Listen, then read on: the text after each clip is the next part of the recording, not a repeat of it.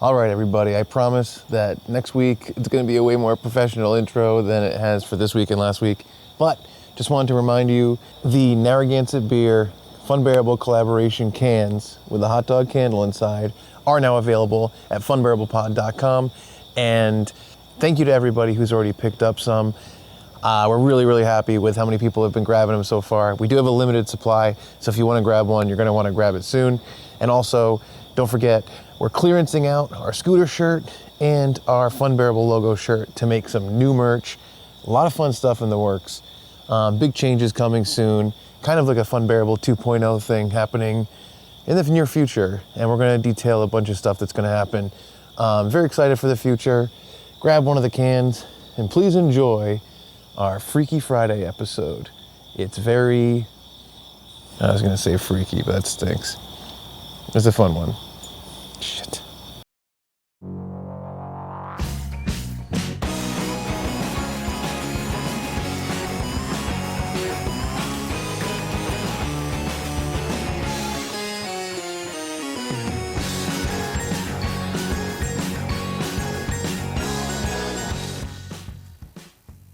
Do you have a cold open or no? Oh yeah. All right. But it's so cold. Uh-huh. We're getting to it. Okay. I'm thawing it right now. Yeah, you could throw it in the microwave, defrost it. Actually, I did kind of have one. 30% power for 90 seconds. We were talking about doing this episode, Yes. and I said Freak Fry. Yes. I think that's what they should have gone with for the new name of the movie. Instead of Freaky Friday, we're all used to Freaky. What was the first Freaky Friday? Probably in the late 70s, early 80s. Everyone's used to it. We know Fridays can be freaky. Yeah. We've seen the name 100 times. Yep. Freak Fry. Hashtag Freak Fry. And then it goes viral and people go see the movie. All right. It just feels like a freak fry is also like, first of all, it sounds like a really poor way to treat people at the circus. Secondly, it sounds like an In-N-Out burger competitor. Ooh. Is like, oh, you want our fries freak style? Hashtag freak fry instead of animal style. I like this a lot. Why?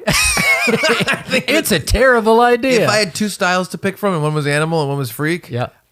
First of all, if there's like a freaky version of anything, I'm going with the freaky version. I know. Yeah, that's why if you were going to go somewhere and there was a regular coffee, or do you want to try our freaky coffee? I would ask what the freaky coffee is and then make my decision based on the ingredients. Right, but which one intrigues you more? I mean, well, the regular coffee that I already know about and therefore don't need to be intrigued by. If they were like, all right, and your logic. We got the beans from Brazil or we got them from a freaky country. I'd be like, well, which country? Ethiopia. I'd be like, no, it's common to get Ethiopian coffee. It's not freaky. No. Transylvania. Yep. Not a real country. This is going to be, I'm going to take a hard stance. Okay. Anything you can market, put freaky in front of it, and people are like, this is cool. Name a thing. Oh, all right. Hemorrhoid cream. Or do you want to get traditional run-of-the-mill your grandpa's hemorrhoid cream? or what's my other option? If you seriously were, you're like, I know you. You're walking down the aisle. You see the label. It's gray, black text. Couldn't be more boring. Yep. The next one says freaky hemorrhoid cream. Which one are you looking at to see what the hell's going on here? I'm looking at the one that's bizarre. Thank you. Thank you. I'm not buying it necessarily. But hold on. Advertising and getting your foot in the door, that's half the battle. It's true. It's, name recognition is very important. Yeah. All right. Like paper towels. This is, okay, you're walking down the thing. I see Bounty. And then next to it, Freaky Bounty. Freaky. I'm like, well, what makes it so freaky? What if it says Freaky Towels? TOWZ. Oh. Which one are you picking up to check it out? I mean, again, I'm aware of Bounty. You know what? I'm picking up Freaky Towels. I'm looking at it, and then I'm buying Kleenex Viva, as I have for years. I think, I'll put it this way. Yes. There's another way to come at it. Okay, good. How often do you go to the store and just check out other brands for no reason when you have ones that you like? Oh, not often. But you just told me two examples where you would be checking out a new brand. I would check them out. I'm not saying I'm buying them. Okay, but we're still ahead of the competitors. Oh, okay. So if people are going down there, if it's Preparation H store brand and Freaky Hemorrhoid Cream. You like that I'm picking up Freaky Hemorrhoid Cream, confused, baffled, befuddled. Yeah. And then you think that that will translate to a purchase instead of being like, what the hell? No. And then pick. But here's the thing. It doesn't matter if it translates to a purchase immediately. If you have... I'll say I picked up dude wipes once to see what they were, and I've never purchased dude wipes. That's fine. But if you have... Unless they want to sponsor us, in which case I will buy all the dude wipes. Yes. I will wipe so many dudes. Or the guy wipes. That's the episode's not going to come out for quite a while. Yep. Well, that's a... Call forward. Call forward. No, so... That's what I'm saying, though. It's like if you have your thing you always buy. Yes. Kleenex. Well, it's kind of two big competitors. Kleenex and... Puffs? Puffs. You always buy Kleenex. Always buy Kleenex. Yep. Never walk in and pick up Puffs. No matter what the advertising is, don't you think the company that comes in and does make you pick up the competitor is doing better than the Puffs? I think so. But, at some point it does have to translate to sales. It does have to translate to sales. All right. What about like RAM for your computer? You're going to buy Freaky RAM? Fuck yeah. Are you kidding me? I mean, that's what I use my computer for freaky stuff. Yeah, you can't see inside my mind when I'm thinking about the advertising, like the actual graphics and the colors. They're pretty engaging. Oh, okay. Eye-catching. Yeah. It's like, remember in the 90s where it would be like neon and animal print, like all that stuff? Yes, of course. We're talking, it's going to catch you. It's going to grab you. All right. Yeah. It's a pretty good marketing idea. Chuck, I regret to inform you that your great uncle has passed away. I'm going to need you to pick out a coffin. Now here we have our standard run-of-the-mill coffins. Boring. But over here, a freaky coffin. It's like giraffe patterns. Yeah, I like that. Yep. For me. Yeah. Who knows if the great uncle would want that? Well, I mean, he's passed on. So Right, it's, I know. But we can read his will. Yeah. Freaky coffin. Okay. I stand by it, though. Freak Fry. I think that's good. You know what? I support you in your decision, even when I disagree with it. Thank you. Hello, and welcome to another episode of Funbearable. I'm Brad Rohr. And I'm Chuck, the Freak Man Staten. Ray Harrington could not be here today, so gave us his blessing to record without him. Yeah. Scheduling stuff. And so we're going to go on with the episode, and we'll see what happens. Who knows? Absolutely. No, we have a very special episode today. And I did want to ask you about something, and I know this should be off mic. Oh, I'm like gonna that, bring it up. Like that freaky discussion that we just Yes. had? So we want to talk about the movie Freaky Friday. Yes. Got some stuff to bring to the table. Yes. We originally talked about switching personas for the episode. We did. But the problem is, and I know that the Fun Bears around the world are saying, why didn't you do it? Yep. You guys could Chuck have. is Brad, Brad is Chuck. Yeah, this could be a golden hour. However, Golden shower. it feels like there's a little bit of a cap on how long that's funny. Yeah. And it might be 48 seconds. Yes. You know what I mean? Yes. I would go, like, watch, let's do it. Try all right, just all for right, a second, all just to give them a taste of how quickly it becomes stale. Sure. I wish you felt how I feel. Yeah, it's fine. You can feel your way. I don't care. Checks the penis. All right. Well, What am I checking? I don't know what I thought would happen, but it's a penis. Yeah. Yeah, it'd be tough. I mean, if we wrote a script, that's one thing. I just want freaky coffee. Yeah, that's good. Yeah. If we wrote a script, it'd be one thing. We could Yeah. write in jokes, punchlines, setups, but just podcasting as each other, we did think about it. Yeah. But it's like the cap is very low in terms of what you're going to do. I think it's the idea of Cap is low in terms of diversity of what you're going to do. right, is what I right, meant. where I'm like, oh, I'm high energy and I have stupid ideas like Freak Fry.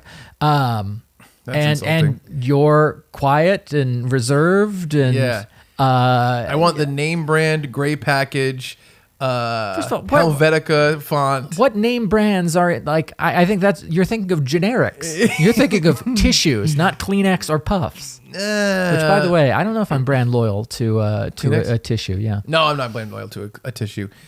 I will say, as I gotten older, and this is that's not fun or interesting. Oh, so you're hang really, on. You're really taking on that Brad persona. Yeah. Do you feel like you're getting more like, this is what I get for shampoo? Oh, well, this is what I get. This is what I get for toothpaste. This is what I get for soap. This is what I get for deodorant. Yes. I want to do this. I'm going to sound insane. Stay with me. You and them. I want to make like a spreadsheet and it's all the exact things I get Yep. with a little picture of each one. Tiny picture. Yeah. So I can just go like, all right, I need this, I need this, I need this. And like Natalie, my girlfriend, often tells me, hey, go pick up this thing at the store. Yep. It's Clearasil, blah, blah, blah, blah, blah. And I'm like, no. I want to screenshot my spreadsheet, pick this up. Exact name, exact picture. Yeah. And even for myself, I want, just like when we talked about how you were going to have a black wardrobe with jeans and never think about it. Yes. I kind of feel the same way, where I want to go, all right, here's all the stuff I have in my house. Check it off. Need Yep. this. That's it. Don't think about it. Yep. But that was more of a thought when there was an app I got that was like, we can compare every product and tell you where it is the cheapest. Right. And I was like, sweet. But then I did it once and it was like, prices may be specific to a small location. And I was like, this is useless. Yeah. But I do like the idea of like cataloging that stuff and knowing it and being on autopilot. Well, I think a big part of it for me is that I'm doing my own shopping. Nobody's picking things up for me. And so, you know, to be like, hey, I need this type of toothpaste, Colgate, Total, Whitening, whatever.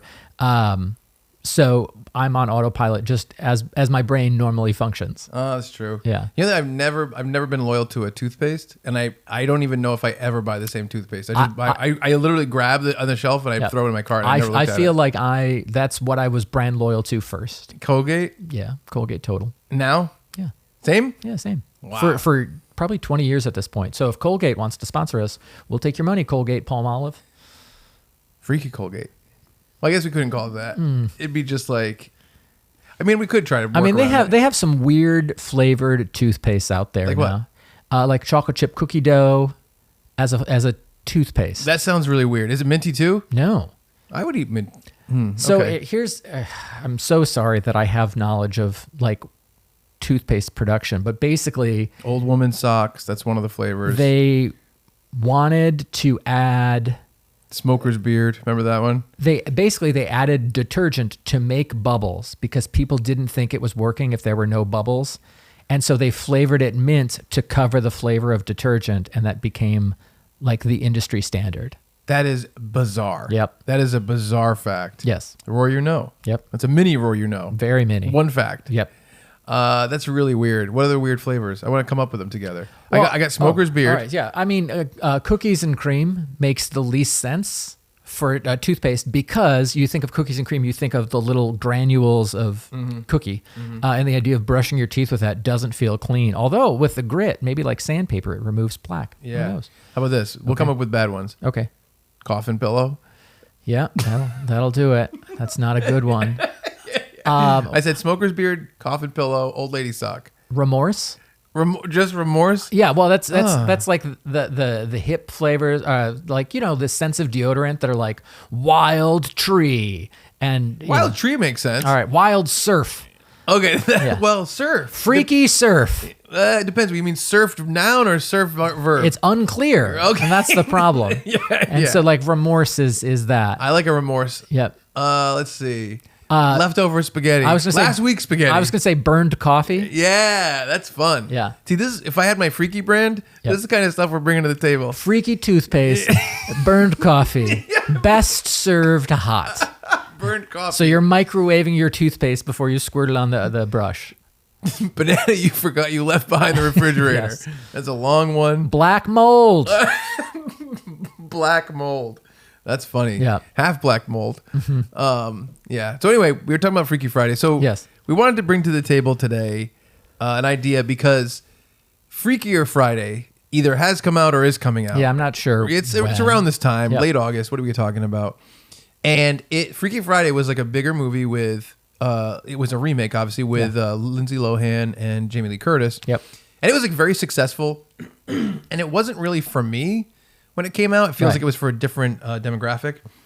But people loved it, right? Yes, they did. They really loved it. And I believe that it was good. Yeah. Jamie Lee Curtis rocks. I think Lindsay Lohan does a lot of good stuff, especially in that phase. Mean Girls is obviously great. Yep. So they're coming out with Freakier Friday. Yes. Quality level, who knows?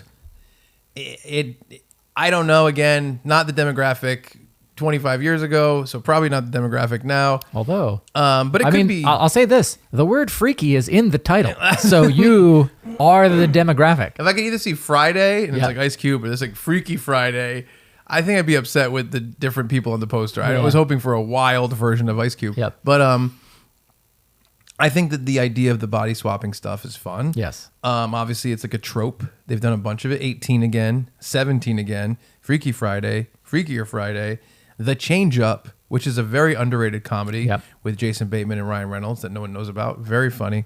But there's been a lot of that stuff. Freaky with Vince Vaughn, Vince Vaughn. the slasher movie. Yeah. That's right. So there's probably 1,000 more. Yeah. And we were seeing that coming up, and we like to do, especially in the summer, we try to do some of our playing with pop culture stuff and Yeah. playing with movies ideas. And so we wanted to do a Pitch Doctors. Yes. So this is a Pitch Doctors episode about Freaky Friday. And the idea is that we're coming to the table with our own versions of a Freaky Friday movie where there's a body swap as part of it. Right. I wanted to take this in a very specific direction. It took me a while to crack this nut. And you said that you came up with one kind of late in the game. Yes. When did you come up with it? 3 days ago. Really? Yeah. And you said you're pretty psyched about it. I'm psyched about the concept, but I reread it last night and I am less psyched about the Really? concept. Yeah. Oh, come on. I think it's Yeah. going to be great. Yeah. Well, we have these two, and I don't know. How do you want to do this? What order do you want to do this? I'll go first. Want to go first? But I will also say, we're talking about body swaps. Futurama had an episode where all the characters switched bodies. Yeah. And like they had to come up with a new equation to show how it was possible for all of them to get back to the correct bodies because you could only be in each body one time. Oh, And cool. so, yeah. And like they did advanced math to make that episode of Futurama work, which is pretty amazing. That's really cool. That will not happen in my script or in my pitch. Do you have any favorite, like, because I feel like, was this also a trope on sitcom episodes usually? I Maybe. feel like maybe what's more common was like, you think your job is hard, my job is hard. And they're Yeah. like, oh yeah, I'll show you. And Yeah. they switch jobs. That was a fight my brother and I had. Like the one fight that like he threw a box of crackers at me. I think I shoved him. Like You guys did a lot of food throwing. nope. Just twice. Ice cream bowl. Just twice. This was like as adults, we were bickering about who was going to As adults. shovel the driveway and then who had an easier or harder job.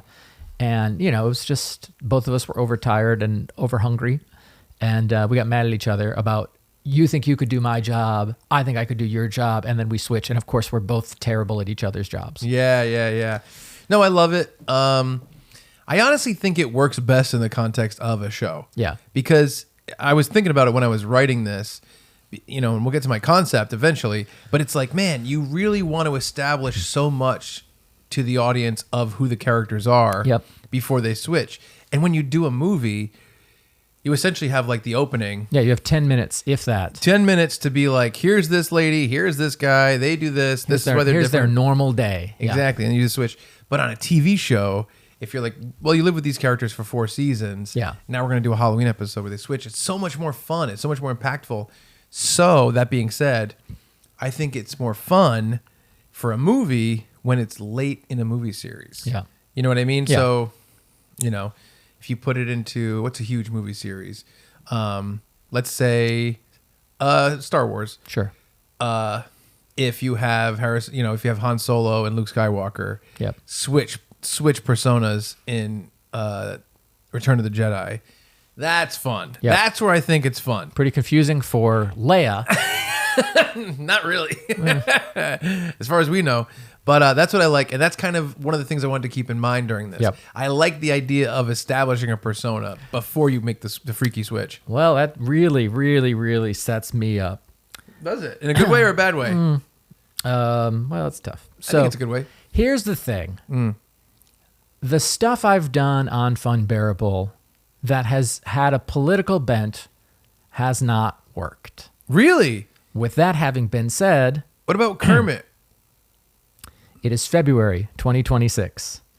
We open with a news-style montage of the first 2 years of the presidency. The camera pulls out, and we see a disgusted AOC in her office, watching disgustedly. We then cut to the Oval Office and see the president saying, "I hate AOC. She's so nasty." He throws down a folder, and you can clearly see it's a photo of Sofia Vergara. All the idiots surrounding Trump agree that yes, she is very nasty. They dumbly drink Diet Cokes and eat Big Macs before Trump shoos them out of the office. We follow him to his lonely bedroom. He looks out the window at the thunder snow affecting the whole East Coast. Interspersed are shots of AOC finishing shoveling out her elderly neighbor's outdoor doghouse, then going into bed. The Freaky Friday moment is a rare lightning bolt during the thunder snow as they both say, "I just wish they had any idea what it was like to be me." Lightning/thunder/power outage. Is thunder snow a real thing? Yes. I like it. Yes. The next morning, AOC wakes up in Donald Trump's body. She is confused and disgusted, including checking his genitals and saying, "About what I thought," which is the joke I used for me and you. She catches on quickly and calls a cabinet meeting later that day. Meanwhile, Trump has woken up as AOC. He is confused, looking down in the pajama bottoms and saying, "How do you pee out of this thing?" Yeah, there you go. He runs outside into the snow, shrieking about Obama's voodoo magic, and just as he's about to drop the N-word, he gets hit by a taxi and flies into a snowbank. At breakfast, AOT opts for a breakfast of granola and yogurt. AOT. Yep. Breakfast of granola and yogurt, and the chef drops the McDonald's bag in shock. AOT explains that he has always loved granola and yogurt, and everyone agrees. J.D. Vance enters with McGriddles, and everyone yells at him. AOT wonders how far this can go. He has to get AOC's assistant in for a meeting. Meanwhile, DOC wakes up in a person's house. It's a right-wing supporter who explains that he's an ambulance driver, but more than that, he's a Republican. Imagine his surprise when he saw public enemy number one in his ambulance. DOC tries to convince this lunatic of his true identity, and the guy is not buying it. DOC. We get a hint of a Misery-style leg breaking on the way, and we cut back to Washington. AOT meets with the assistant and reveals the truth. The aide doesn't believe it, but AOT convinces them quickly, and they both decide they have to get a lot done in a short time because they don't know how long the transformation will last. Interesting. Okay. Yep. Ticking clock. Yep. As DOC is about to get her legs shattered, the doorbell rings. It's a social worker who, despite not getting paid because of government lockdown, is still on her rounds. She figures out something's going on and disarms the guy and saves DOC. DOC leaves without thanking the social worker and goes back to AOC's place to get cleaned up. AOT runs a cabinet meeting and hands out binders that read, "Green Big Deal to Save America," that are clearly just repurposed Green New Deal binders. He has even crossed out AOC's name and scribbled in Donald Trump. Everyone agrees it's a great idea, even though this contradicts everything we saw in the montage at the start of the movie. J.D. Vance is like, "But I thought we didn't like the environment," and everyone calls him an idiot. DOC calls a reporter from a right-wing rag and lays it all out. The story the reporter goes with is AOC loses her mind. Daffy Dem Dame on the loose. Daffy Dem Dame is great. Yeah. DOC learns this when the plane lands in D.C. AOT, meanwhile, addresses the nation with the Green Big Deal to Save America and cut down on guns. And Fox News is like, "This is a genius move, and we've always loved this." CNN reports this is a radical shift for the administration, and J.D. Vance goes on camera and denies that it's a shift. Everyone calls him an idiot. We then get a behind-the-scenes meeting between the two politicians. DOC says he doesn't know how she does it every day. AOT looks confused, and Trump says, "Peeing. How do you pee out of this thing?" Yep. AOT asks DOC about the day, and DOC lays it all out. The threats from the right, the kindness of social workers, the broken neighborhoods that are going unserved. And we all think that maybe he learned something from the day. Nope. We close with a montage of 2 years of things changing for the better, then cut to a slimmed-down, healthy president endorsing AOC's former assistant as the next presidential candidate. We then cut to that person being sworn in and AOT finally agreeing to switch back with the DOC. We then get Trump waking up in his own body, but it's his last morning in the White House. He's shrieking about how he was tricked by Obama's voodoo magic and is about to drop the N-word when he's punched by J.D. Vance. Has the former VP found a spine? Nope. As J.D. Vance is tackled and beaten by Secret Service, the movie fades to black. Well, that's fun. I like that. Whew. So I took a shortcut in that I didn't have to establish the personalities because I used real people. That's what I think is part of the Right. the secret. Yeah. I mean, if it's a great screenwriter, you can do it in a movie. Right. Obviously, it's been successful, but I think that's more fun. Yeah, and the idea of like, oh, well, there's such a disparate power thing, and like, oh, okay, I know there's a ticking clock, even though we don't know why it happened. Yeah. I need to do the good I can while I have this body, and the idea of like maybe the administration has changed stances on different people or different topics, and everyone's like, no, yeah, this is great. This is what we wanted all along. Yeah, Like, that's a real phenomenon. for sure. Absolutely. Not to this extent, but Yeah. And then the idea of, oh, I'm going to use my power when I'm in this powerful position to do as much as I can.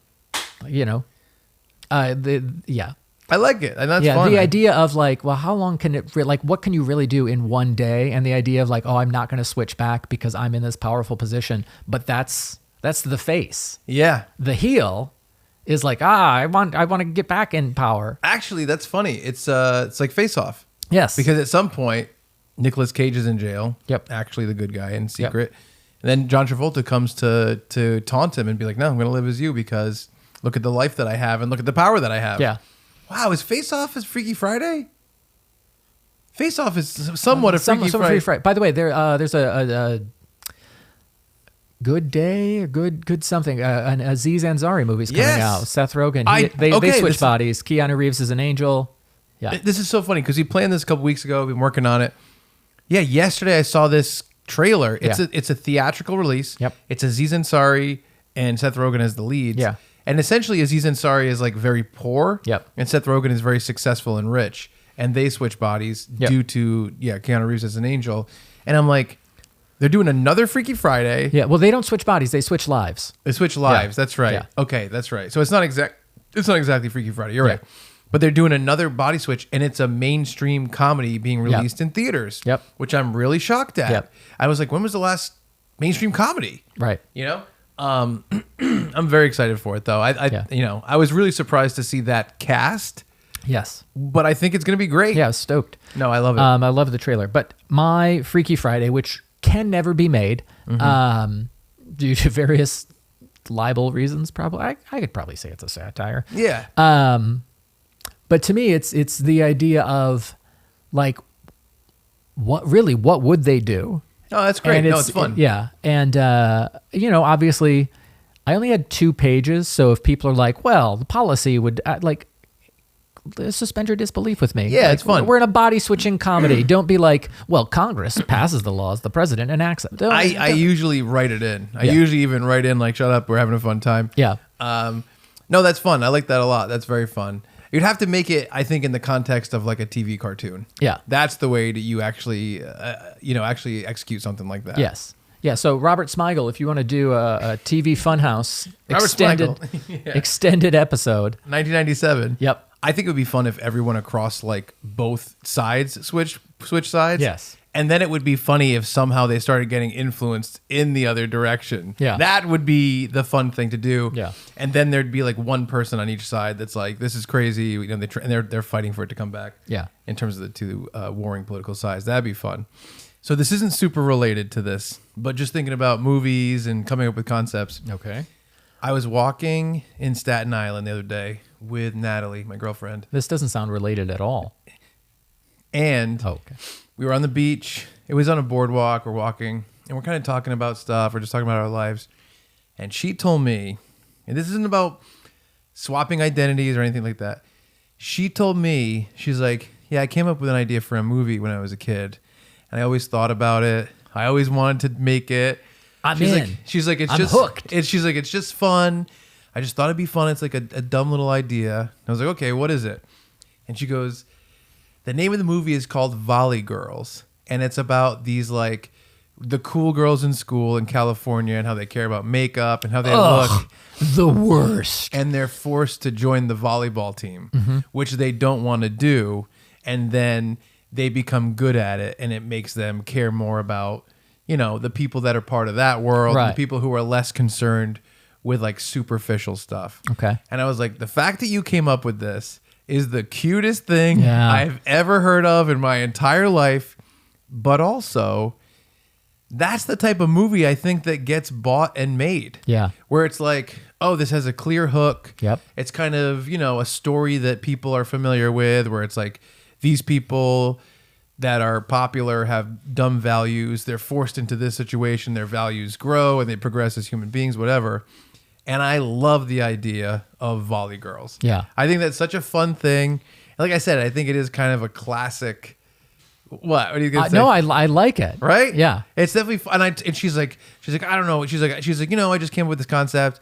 And I was like, not that it has to go somewhere. I go, write down ideas. Yeah. Like if you're like, man, one of the girls could be called this, one of these, and Natalie was like, she's like, I don't think if I write dialogue, it's going to come off as organic. Yeah. And I'm like, jot some ideas. Yeah. Write down like, yeah, this girl could be this could be her situation. Right. And just get your thoughts recorded. Yeah. Not even that we're going to do anything with it. It's just fun. It was just a fun thing to hear her say, I have this creative idea. I'll say the creativity of the Fantastic Four episode that we did recently and this Freaky Friday episode, like it's just fun to do it, to spend a couple hours thinking, well, if this is true, then what else is true? That's exactly how I feel. If the Muppets, if the Muppets are the main Fantastic Four, then which Muppet is Galactus? Yeah, stuff like that is or, fun. If the president and his chief antagonist switch bodies, then what else happens? Exactly. So, I love doing it. Yeah. But it's nice to have a reason to do it. But man, if I have the World War II horror movie kicking around in my brain, and I've written down a lot for that. Yeah. Also realized I can't write R-rated horror. So it's great. But I can't write PG-13 horror. I'm like, the monster came out and said boo. And then somebody wet himself and they all hugged him and they said, it's so great, Brad. Everyone gets scared sometimes. Yeah. The monster was also me. Yes. Yeah. But yeah, it's just good to do it. So I would recommend anyone who's listening and or watching, if you have an idea, like write it down, work through it. And again, it doesn't have to go any further than your phone, wherever you're writing it down. Yeah. But it's just fun to organize your thoughts like that. I think so too. And it's fun to like exercise the creativity muscle. Yeah. Which is one of the reasons that we would do like those elaborate birthday cards and stuff we used to do where it would be like comic books and stuff that we draw. But yeah, this kind of stuff, this Pitch Doctor stuff, it reminds me of this. Yeah. And I love that she came up with it, so I wanted to bring it up. Go Volley Girls. Mine is a little bit less based in current affairs and maybe a little bit less relevant to any sort of actual talk about the world. It's a little bit sillier, a little bit more weightless. But I still think I'm pretty happy with this thing. I feel like Steve Urkel must have switched bodies with Carl. Yeah, probably. Or somebody. Like Steve Urkel switched bodies with someone. Hopefully. I think so. All right, ready? Yep. Okay.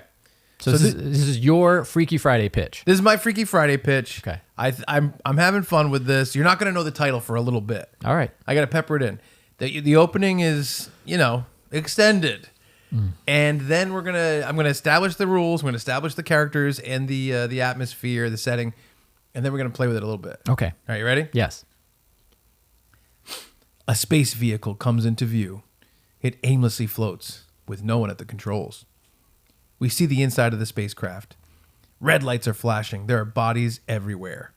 These corridors and hallways have become a mass gravesite. Wow. Corpses float in the air, slowly drifting and bobbing, like there might be some life left in them. But nope. This is how I want my mainstream comedies to start. Their grizzled mugs are frozen with silent screams. Their eyes bulging out of their skulls, dozens of them, each one a different photograph of gore, frozen in time. Mm-hmm. The moonlight casting its devilish shadows. One astronaut's helmet has a shillelagh smashed through it. Oh, no. His teeth shattered, his orbital bone pulverized, his brain melted. There's an eerie silence. We pan across the scene when suddenly, gasp! One astronaut wakes up, seemingly shocked that she's still alive. She looks around her in horror. She's in a nightmare. Or did she survive a nightmare? Did she live through a nightmare, then have an actual nightmare, then wake up in a third nightmare? Mm-hmm. We don't know, because we don't know the middle nightmare part. We never found out what she was dreaming about, because we have bigger fish to fry. Mm-hmm. The gravity gratifier is destroyed. She swims through the air to get to the wall, wading past bodies, backstroking through cadavers, doing cannonballs off carcasses. She reaches the wall. I think your understanding of navigation in 0G might need a little. Reaches the wall and grabs the intercom. Home base, come in, home base. The specimen is loose. The specimen has escaped. The specimen is gone. We know he was trying to get back to Earth. Warn them all. The speaker crackles in response. Calm down, soldier. We need to know, how did this happen? Why is he returning? What does he want? Oh, I know what he wants. The astronaut gasps heavily and ignores the first two questions. She regains the strength to yell into the phone. He wants me gold. We hear a scary orchestra string as the camera zooms in on her face. Now, if you're a horror fan, you know that the character who always wants his gold is the Leprechaun. Yep. Who had a reasonably successful series of movies. The Leprechaun famously went to space in Leprechaun 4, and it looks like he's coming back to Earth. And everyone knows about the fact that after Leprechaun went to space, he then went to the Hood. Then he went back to the Hood. Yeah. But we'll be ignoring that Sure. Hood duology. Got it. For in the Leprechaun history. It's taking place right after Leprechaun in space. Back to the movie. We cut to a busy press conference at the Pentagon. The U.S. chairman of the Joint Chiefs of Staff is answering questions from the press. I had to look up like who would be doing that. I was like, wow, that's an unusual. Like, that's a fact. I was like, who would? You're like, hey, if a leprechaun went to space and was coming back, and there was a press conference at the Pentagon, who would be leading? After an onslaught of questions about the catastrophe in the cosmos, as people are calling it, he takes a long breath, looks down, sighs, and looks back up. Okay, here's what you need to know. The U.S. government launched a classified mission to remove a cryptozoological threat entity from Earth by sending its most prized possession into the void of space. The military first encountered the being in 1993, following a series of unexplained mutilations in rural Ireland and the harassment of Rachel from Friends. Jennifer Aniston played the main character in the first Leprechaun movie. By the way, he says that. Yes. He says that whole thing about Jennifer I have Aniston no in his doubt speech. that he does, yeah. Reports describe the entity as sinister, brilliant, and hopelessly dedicated to a singular obsession: reclamation of its gold. Yes. There are audible gasps from the room. We launched the gold into outer space, and he followed. We knew he'd follow. But there was an issue with the launch map of the gold, and it ended up colliding with a NASA space container. The gasps become louder and even more gaspy. The Great Gatsby. Unfortunately, I like that. Unfortunately, this space container was a holding cell for another inhuman threat to our existence. The gasps turn into bellows and moans. It's a weird press conference. We thought this was the only way to contain him or it frozen in time out in the galaxy where the greatest scientific minds are studying to find a way to kill him once and for all. An icy, spacey prison for this monstrous monster. But when the gold got stuck to that very spaceship via magnets, the leprechaun went right at it. Gold acts as a magnet to the metal we use for rockets. Pretty weird, right? Well, you don't know anything about rockets, so don't try to tell me that's not true. Anyway. All right. The leprechaun burst right into the rocket ship, blowing a hole in the room with the containment unit, instantly thawing our subject. As the leprechaun decimated anyone in his wake, the subject also slowly regained control of his body and began forging his own path of violence. From what we know, a scientist got into the only escape pod, and before he could take off, both entities, the leprechaun and the test subject, followed him into the pod that was set to navigate a path towards Earth. That was the last of what we know. After a moment of silence, a press person speaks up. What happens if they get here? The military guy looks at him and squints his eyes. May God help us all. Now you're piqued. Your interest is, you're intrigued. What's going on here? I know what's going on, and it's crimes against science. We cut to black. By your script. We cut to black. You don't know about rocket ships. I know about gold. We see a careening escape pod hurtling through space. Inside, we hear the screams and shrieks and yelps of a scientist as blood flies around the room like jelly at a peanut butter party. Great. The computer voice says, Destination Earth. A lumbering, decrepit hand begins typing on the computer. The voice updates. Destination Camp Crystal Lake. We pan up from the hand to the hockey mask covered face of Jason Voorhees. Jason has also gone to space in Jason X, the 10th Jason movie. So this takes place after that too. No one cares, just making it clear. As the leprechaun decimates the scientist in the background, biting his stomach and slurping on his testicles, Jason poorly attempts to look out the front window, hoping to simply find his way home. It's all he wants. Oh, like E.T. The computer speaker blares. Destination path compromised, approaching the South Atlantic anomaly. That's a thing. Do you know about it? Nope. Really? Nope. You know about the South Atlantic anomaly? I do not. I'd love to learn about it, though. It's a real thing. Okay. It's the Bermuda Triangle of space. Oh, all right. It really is. Okay. It's like a big radiation field. Got it. Do you believe me? Yes. I see. Weird that it's called South Atlantic and it's in space. I swear to God, I knew you. I'm going to look it up. Maybe I made it up. South Atlantic anomaly. I really did some research on this one. All right. The South Atlantic anomaly is a region in Earth's magnetic field where it dips to a lower altitude. This allows charged particles from the sun to reach lower into the atmosphere and expose satellites to higher levels of radiation. Okay. It's located between South America and Southwest Africa. Got it. Real thing. I thought we were still pretty far out in space. You know, space is big. Also, It's hard to tell where we are. so Jason is frozen in space. Yes. We crash into his thing. Right. And it thaws him out. Now, space, famously, not a warm place. Right. But it's not an icy place. Well, that's because nothing survives out there. Like, I mean, it's really cold. Okay, so here's how the containment unit works. Uh-huh. The whole rocket ship is having air blasted in. Yeah. And these guys like it hot. Oh, yeah. These astronauts, they want to feel like they're at a tropical beach. Yeah. You know what I'm saying? Yeah, of course. So it's nice in there. They're having their pineapple drinks. They're all dressed in those like Hawaiian shirts. They have the big hats and they're partying. Yeah, it's the annual luau.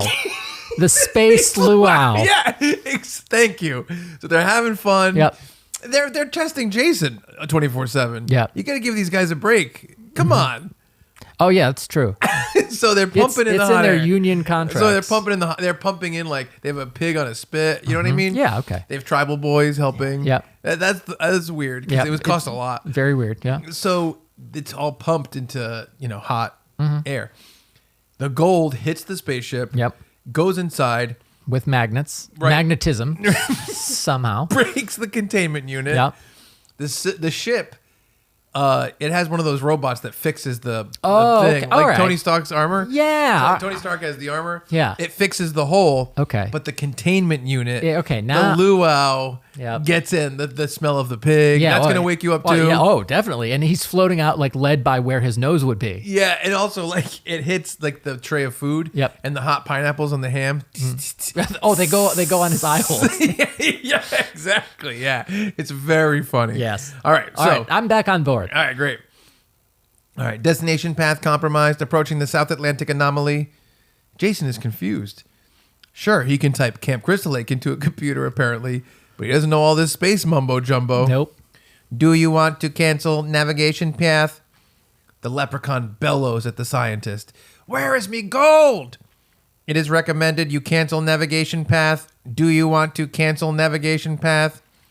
Jason doesn't understand this and begins bashing the controls. Yep. Behind him, the leprechaun has the scientist by the laptops.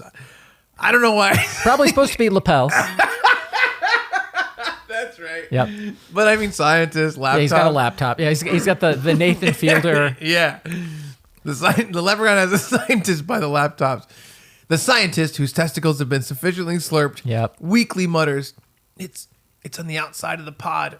The leprechaun goes to the window and looks around the pod. There's the gold, on a chain hanging off the wing. The scientist slumps over dead. The leprechaun screams towards the heavens. He turns around and sees Jason just as Jason sees the leprechaun. The leprechaun growls, Are you trying to stand between me and me gold? Jason stares silently, breathing heavily. They start walking towards each other. South Atlantic anomaly incoming, radiation overload expected. And just as Jason and the leprechaun meet, Light surrounds the spaceship, and the two are captured from the side in a vermilion flash. The rocket ship heats up, and the outside layer of metal begins melting. The inside is hot as hell. Maybe the devil was inside that ship. Maybe there were two of them. God only knows. You're intrigued. No. I assure you, I've walked out of this film already. I've demanded my money back. I wish I had a luau. Yes. Put your hat and your coat and you leave. I look down and I'm wearing Laptop. a lei. Yeah. No, I'm wearing a lei with a Hawaiian shirt. I'm like, I thought this movie was going to be more luau themed. Yeah. Radiation levels exceeded. Mutations expected. Mm-hmm. We see the leprechaun and Jason get surrounded by a green glow that gets brighter and brighter until light envelops them and the rumble of the ship becomes deafening. And suddenly, silence.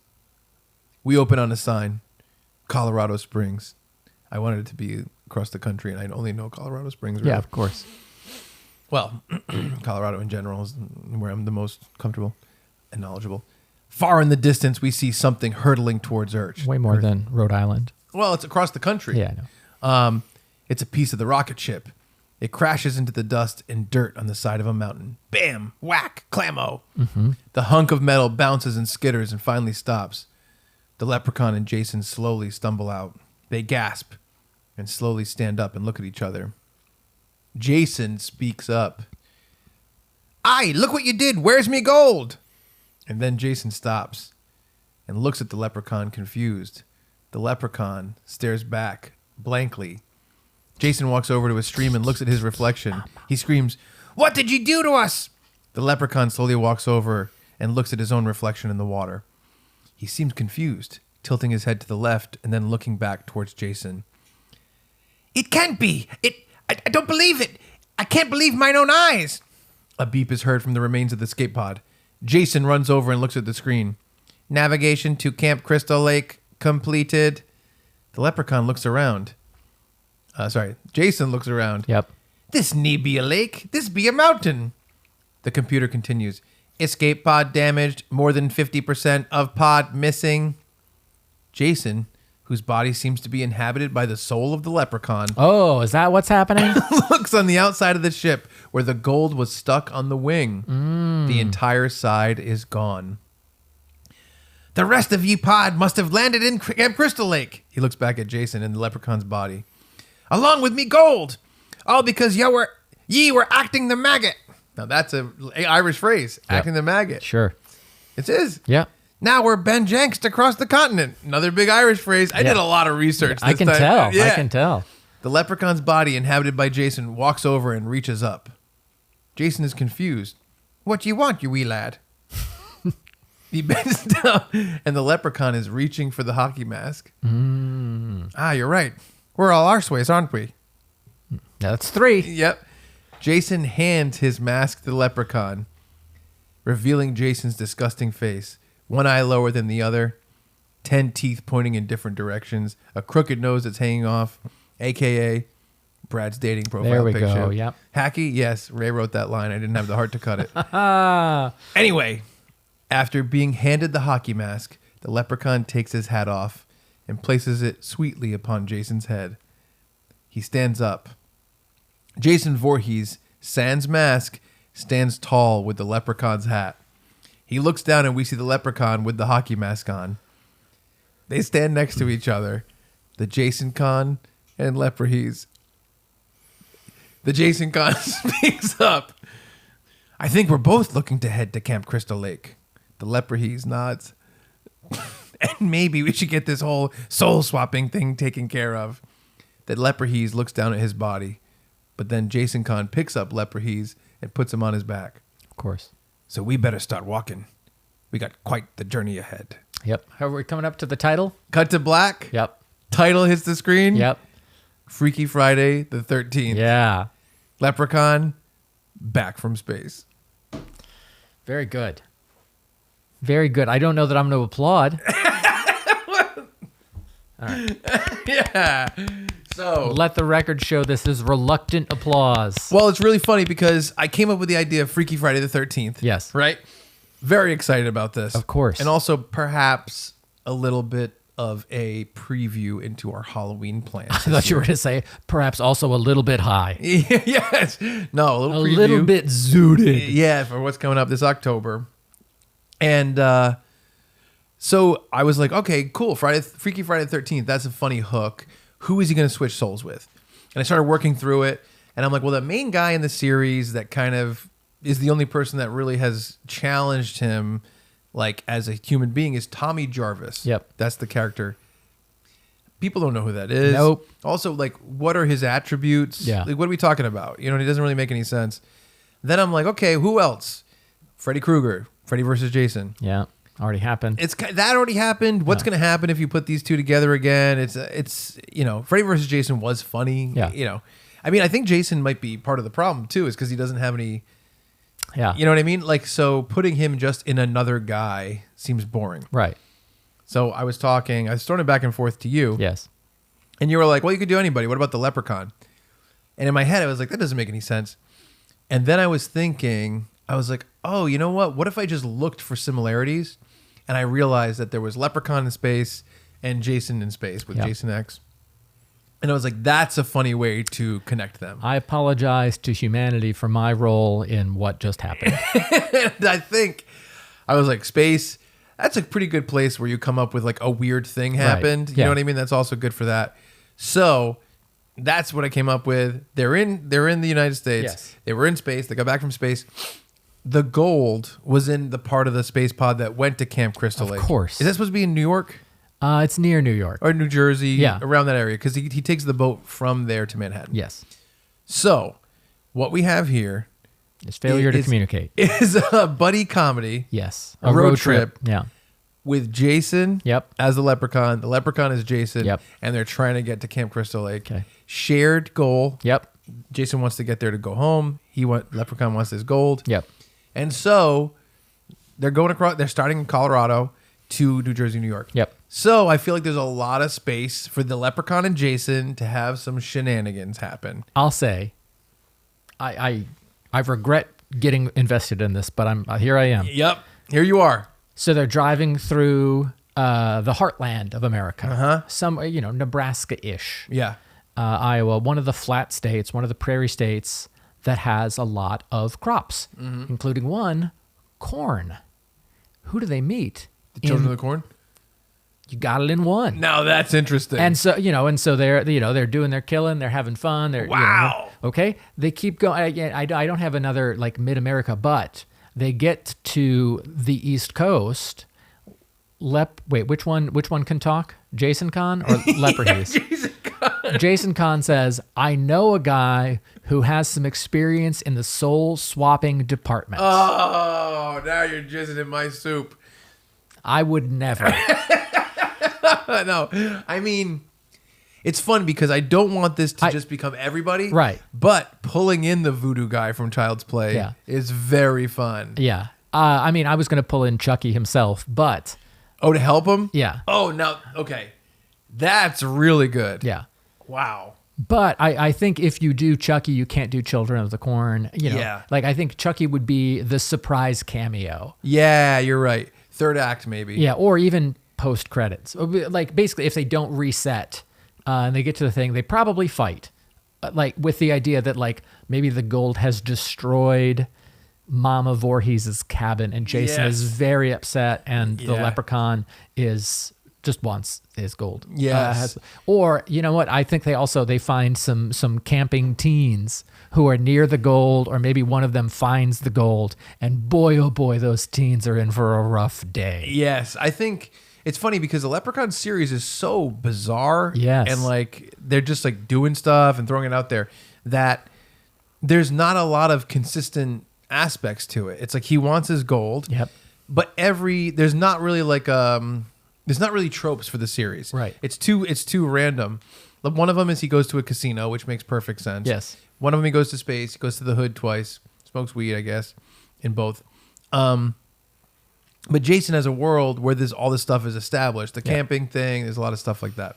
So I was kind of trying to think. I'm like, well, how? Because what you want to do is you want to bounce between their two worlds. Yes. You know what I mean? You want to get him. You want to get Jason in the forest and see how the leprechaun is. Yeah. And you want to get Jason in the leprechaun world, but there's not really a leprechaun world. Yeah. Besides going to some sort of like Irish pub, I guess you could do something like that. I would say, Chicago is on the way-ish, has an inner city, has a hood. Yes. You can stop there, get to some fun and games. Sure. A lot of campsites along the way. That's what I'm thinking. That are not necessarily Camp Crystal Lake, but other camps. I'd say this: if you're advertising this as Freaky Friday the 13th, the leprechaun comes back from space, and we know that some leprechaun fans are going to be there. Yep.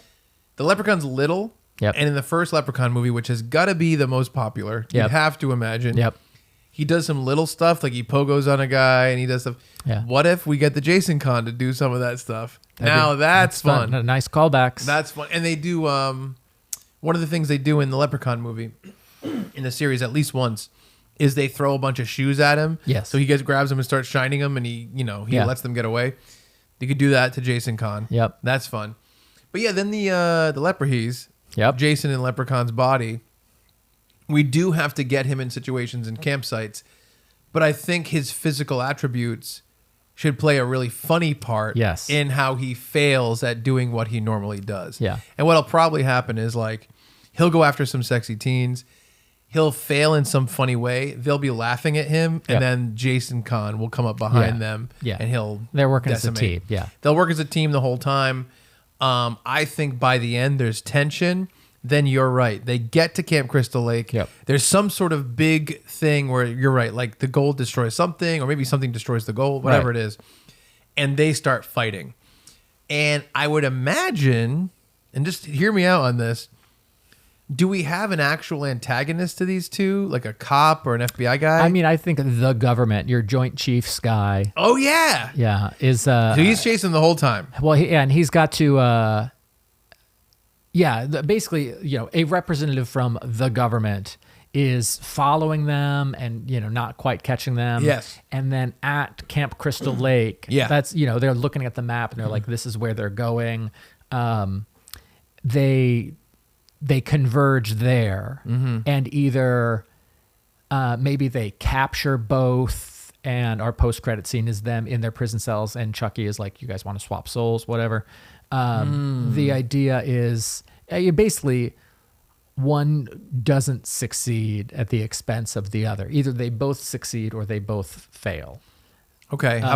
So that we can keep this franchise train rolling. How about this? Yep. The Dark Knight of the Soul. Dark Knight of the Soul is usually around the beginning of the third act Yeah. when the hero loses everything. Yep. What if they get into a fight for that Yep. around that time, and then the government does catch them, Yep. and they're in the pen or in the prison cells Right. during the Dark Knight of the Soul, Yeah. and they have to work together again To get out. Yep. They do get to Camp Crystal Lake,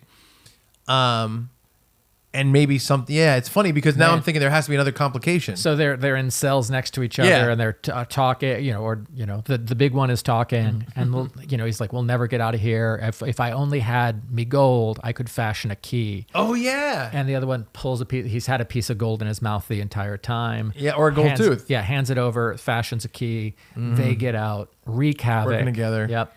I like that. Yep. And so maybe, so they're working together.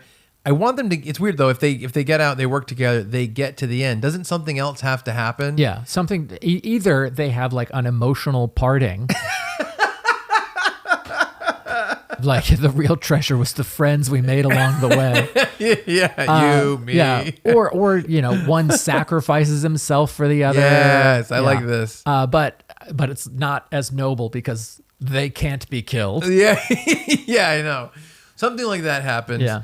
Yeah, I know what you're saying. Like basically, they get to Camp Crystal Lake, and the other FBI people are closing in, and then someone's like, yeah. I do like the idea of they're stuck in the bodies.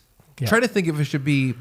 Would it be a part of the story that Chucky is helping them eventually to swap Yeah. souls, or is it a post credits? I think it's post credits. Do you think they decide to live in harmony by the end? They're like, this is me, this is you now, and then.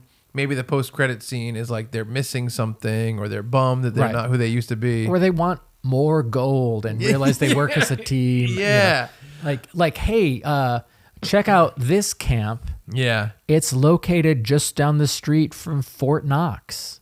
Oh, yeah, And like, okay, well, now we have the plot of the second movie is the leprechaun, Jason Kahn and the Leprechaun want to rob Fort Knox with the assistance of Chucky, who's going to swap souls, and maybe Chucky swaps into one, and basically then they all switch again. So now Chucky is the leprechaun, Leprechuck, and nope, Jason is Chucky. Chucky is the leprechaun. And the leprechaun is well, basically they all switch. Yeah, they all switch. They all I get switch it. again. Yeah, do the math. Yeah. I like that a lot. I do think we need some comedy beats with the leprechaun as Jason. Yeah. Just kind of like walking and being like that. And I think that there is a way to play with that trope of who he is. Maybe he has to he puts the mask back on and you just hear him talking of like, how do you walk so slow? God, how do you kill anyone this way? Like it's in his taken head? me forever. Like, well, even out loud, because I mean, we can't see his mouth moving. So He's able to talk? he's the leprechaun. So he's tall. He gets he borrows the mask I back. see, I see. Because he has to present as Jason. Oh, I see. Yeah. That's interesting. And or maybe when they're captured, they're like, oh, this big one's silent. He never speaks, blah, blah, blah. And then he's, Yeah. He has to pretend to be Jason for some reason. yeah. No, I think that... and they're like, what are you going to do? And you hear from behind the mask, I'm going to jizz in your soup. And they're like, what? And he grabs him and kills him. Well, I was using jizz in your soup as like a positive though. Yeah, right? I know you were. I don't see it as a positive for any parties involved. Hey, it's hard to disagree with that. Yeah. But yeah, so I thought Freaky Friday the 13th would be fun. And I was like, how do I play with this? It's funny because I think originally I thought about Michael Myers too, Yes. but I'm like, They're just the big, same. Yeah, big It's just two the- tall silent But guys. a little leprechaun is a really little, funny little mouthy leprechaun. Yeah. Very fun. Maybe that's part of it. And we have to have like a scene where they're like in a diner Yeah. and acting normal and the waitress is treating them as normal. Yes. That would be fun. I mean, I think, they're hitching a ride with a truck driver, and the truck driver is like overly kind. And, Yes. he's like, oh, you look cold. Here's my jacket. And then, we cut to a rest stop and they shut the door and there's blood dripping down this lake. They've clearly murdered the truck driver. Yep. And Obviously- maybe then they walk into the diner, like at the truck stop. And obviously people have to think that the leprechaun is Jason's son. Yeah. Yeah. Yeah. There has to be like a scene where they're at a diner and what it would be is like Jason's like eating a lot of food. Yep. Jason Kahn, the Yep. tall one. Yep. Eating a lot of food. And then it cuts to like the leprechaun and he kind of like lifts up his mask and he's eating a little bit slowly. Yeah. And then you see all the diner people and they're like looking around the booth at them. Yeah. Then the waitress comes over and she's like, and she's like weirded out by how they look and how they are. I think she's like, do you want to order from the kids menu? Like, Yeah, exactly. Yeah, you're doing that. Yeah. No, I think that's really, really fun. I love the crossover horror stuff. I know you gotta do. do it more. I know you do. Yeah. Okay. Then Jason Kahn gets killed, but he's buried in a pet cemetery. Well, I think we should do it singularly, one at a time. Yeah. Leprechaun. I mean, it's funny because I wanted to keep this just Jason and Leprechaun, but man, your Chucky ideas. The souls have to be Yes. re-swapped at some point, and a movie that deals or movie series that deals extensively with the swapping of souls is Child's Play, Yeah, it's true. You're right. It's too perfect. Yeah. It's too perfect to ignore. and they're based in and around New Jersey by the third movie. Oh, yeah, that's right. yeah. Good call. That's interesting. I think that by the end of the Chucky TV series, his soul was split into like 1,000 dolls. Pretty strange. I wouldn't want any of those. I would. Oh, I know you would. There's You're- a couple of fun ones. yeah. Yeah, no, I think that would be really fun, and I love the idea of Freaky Friday. We should have looked this up. I would have loved to look up TV shows where this has happened. Yeah. I think Steve Urkel and Carl did it. You know what's fun is that the original, the Haley Mills version. Yeah. I never saw it, but I had the book, the novelization, or the book it was based on, whatever. I had the Freaky Friday book. So I've read the story of the first Freaky Friday hundreds of times when I was in fourth grade and would get, one book a week. What is the original one like? Is it like It's that story, where she switches bodies with her mom and it's that? Yeah. It's so you know what I get confused with. I think What's that? The Parent Trap. yes. Because there's some elements. It's Yeah. like isn't one girl? They're twins, right? Yeah. And one girl's pretending to be the other girl. The Yeah. other girl. Wait a minute. How does that help the Parent Trap? What are they doing? They were twins separated at birth and they want their birth parents to reunite. So one is living with birth dad, one is living with birth mom, and they want their parents to be together because they want to be a family. How does it make any sense that they switch roles. They didn't switch roles. Maybe like one is like good at art and one is good at sports or something, and Yeah. they switch. Why would that be helpful? Or they just want to see how the other half lives. Basically, they want to influence the parent they're currently interacting with to get back with the other parent. Yeah, if the parents know that they're twins, Yeah. what's the trickery here? I don't know that the amount of trickery is the same. I think it's a trap. They're trying to get them in the same place at the same time. Oh, you could do that with one single person. Yep. Why do you need twins? Well, because then how would you? Oh, communication. Yeah. I guess so. Yeah. I feel like I could parent trap you and somebody else though. Oh yeah. But it's You could pizza trap me. well, they took Lindsay Lohan. Yep. Wow, that's interesting too. Yep. Freaky Friday. Yep. Parent trap. Yep. Maybe that's why they're a little conflated in your brain. I think that might be why. Yeah. But she does. They Lindsay do. Lohan, LL, Freaky Friday, FF, Parent Trap, PT. They do. She does play twins, Yes. and they do switch. Yes. But I don't know why. Yeah, I've never seen it. I see. That's interesting. I like that a lot. I think it's interesting that Lindsay Lohan was put in both places, and that probably conflated it for me. Yeah. But I do think they switch at some point in time. But yeah, man. So I thought that would be a fun thing for us to do for Pitch Doctors. Haven't done a Pitch Doctors Yep. in a while. I love it when we get to throw our own shit in there. Yes. And take a fun world and put our own dumb spins on it. Yes. And I was stuck on this for a while. Yeah. I was like, Freaky Friday. I was writing down all my ideas, but then Freaky Friday the 13th. And I also did think of Freaky Friday. Right. With Ice Cube. Right. And I was like, I don't know how to play with this. No, you know what I no. mean? It's like, Yeah. I don't know what to do. Yeah. But yeah, man. So I liked yours a lot. I'm glad we went in this direction for Nice. it. And it's funny because like it's such a dumb thing Yes. where it's like, is our audience even slightly interested in the Freakier Friday movie? You know what? Yeah. Yeah, they are. Now they are. Guys, please go see Freakier Friday in theaters. See if you can spot our hand in the script. And yes, this is part of the whole reason we did it is we want to raise awareness for Freakier Friday Yes. and make sure that more people go see it. Yes, that's it. We're guerrilla marketers. Yeah, exactly. GUERILLA. Yes. Yes. So, yeah, man. Well, folks, if you have thoughts on what we've shared today, send us an email, funbearablepod@gmail.com, or find us on socials @funbearablepod. Always happy to hear from you. Yeah, thank you for bringing such a fun concept. I admit I was hesitant, and the more we talked, the more on board I got with Freaky Friday the 13th. I thought looking up some Irish phrases and some actual space stuff would really grease this thing down the tube. Yeah, the tube of my affection. Yeah, exactly. But yeah, happy to do it. Very exciting. So thank you all so much for watching and or listening. We appreciate you. For Chuck Staten and Brad Rohr. For Chuck Staten, I'm Brad Rohr. There we go. Did I switch places with somebody? I'm Brad Rohr saying thank you so much, and we're sorry for being Funbearable. Freaky toothpaste. Yeah. Freaky Kleenex. Freaky Fritos. Now, see, I'm on board for Freaky Fritos. You just blew my mind. Yeah. First of all, they're black. Ooh, that's freaky. Many different multicolor little sprinkles on them. This is like voodoo. This is like voodoo Fritos. What flavor of Fritos are they? Because It's going to be crazy. you like crazy spicy or just like crazy, like a unique flavor? We're talking ham, mayonnaise, fish sticks. I'm out. I want this. I want. Final thing. Yep. Freaky Fritos is like a new line of Fritos. Oh, okay. October only. Yep. Oh, God. Geez. Man, this sounds like a real Dr. McFrankenstein Yeah, idea. it sure does. Dr. McFreedostein. Stay tuned.